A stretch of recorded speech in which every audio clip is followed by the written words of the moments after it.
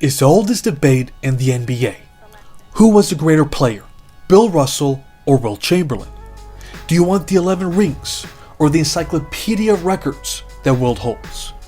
If you're on the Bill Russell side of the debate, one of the main points that you'll bring up is that he defeated Wilt 7 out of the 8 times they played each other in the playoffs.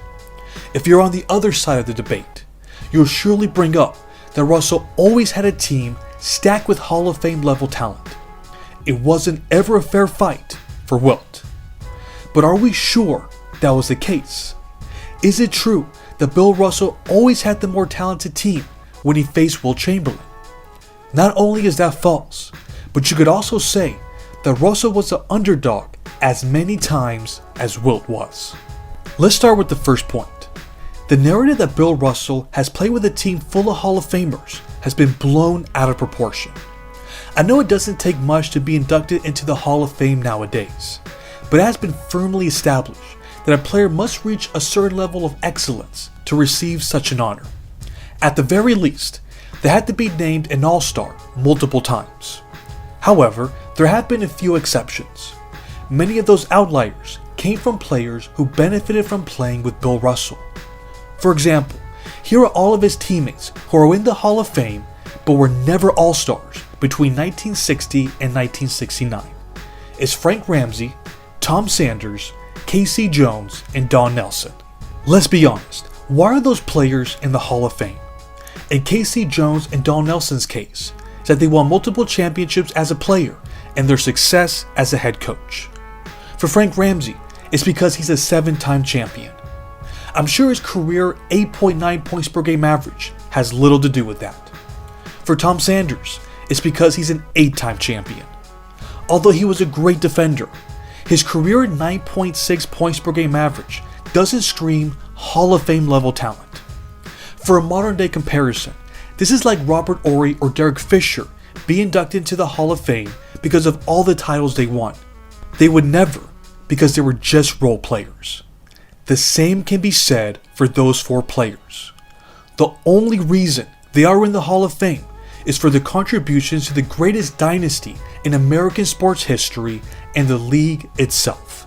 Now that we have that established, let's review each playoff series that these 2 players were involved with to determine the talent level accurately. We're going to start with the Philadelphia/San Francisco Warriors era of Wilt Chamberlain's career. That was between 1960 to 1964. During that span, these 2 giants played each other 3 times in the playoffs. In all 3 cases, the Celtics had home court advantage. In all 3 seasons, Boston won either 10 or 11 games more in the regular season. In the 1960 and 1962 series, the Celtics had Bob Cousy, Tom Heinsohn, Bill Sharman, and Sam Jones. These are all players that are legitimate Hall of Famers that also had multiple All-Star appearances. In fact, they have 32 All-Star appearances between them. For the Warriors, they have Paul Arizin, Tom Gola, and Guy Rogers. They only have 19 combined All-Star appearances. Despite this discrepancy in talent, the Warriors nearly defeated the 60-win Celtics in 1962. They pushed them to a 7th game, and it took a game winner from Sam Jones to defeat them. That just speaks to how dominant Wilt was during this time. But in 1964, the difference in talent between the 2 teams couldn't have been more apparent. The San Francisco Warriors were not a talented team by any stretch of the imagination, but somehow Wilt was able to carry them to the finals. In one of my latest videos, I even called it the greatest carry job by any player, and I truly meant it. That team reaching the finals was an accomplishment in itself. That's why the Celtics were able to defeat them in 5 games. That concluded the Warriors era of Chamberlain's career, and we can safely say that his teams were never as talented as Russell's. But things started looking more interesting in the Philadelphia 76ers era of his career, which was between 1965 to 1968. They played each other 4 times. In 1965, the Celtics had home court advantage once again, and with good reason. For many basketball historians, this was the best team Bill Russell was a part of. They won 62 games, which is the most they ever won during the Russell era. On the other hand, the Sixers only won 40 games. It should be noted that Wilt was traded to the team in the middle of the season, and it took him a while to form chemistry with his new teammates. Although they had Hall of Famers Hal Greer, Chet Walker, and Larry Costello, they weren't at Boston's level just yet. For the next 3 series, the Sixers were the ones that had home court advantage. In 1967, they had what many consider as the greatest team ever. They won 68 games, which is the most by any team during the 60s. Then the following season, they won 62 games, which was the 3rd most during that decade. With the addition of Billy Cunningham, they were considered the most talented team in the league during that span. The Celtics no longer had Bob Cousy, Tom Heinsohn, or Bill Sharman. Russell's only All-Star teammates were Sam Jones and John Havlicek. They later added Hall of Famer Bailey Howell in 1967. In this case, we cannot say definitively that Russell's teams were more talented. In 1966, it was a wash, since only 1 game separated them. But in 1967 and 1968, you would give the nod to the Sixers. Did that have any effect on the outcome of the series? Well, in 1966, the Sixers suffered a gentleman's sweep to Boston. In 1967, he was finally able to get his revenge. The Sixers crushed the Celtics in 5 games.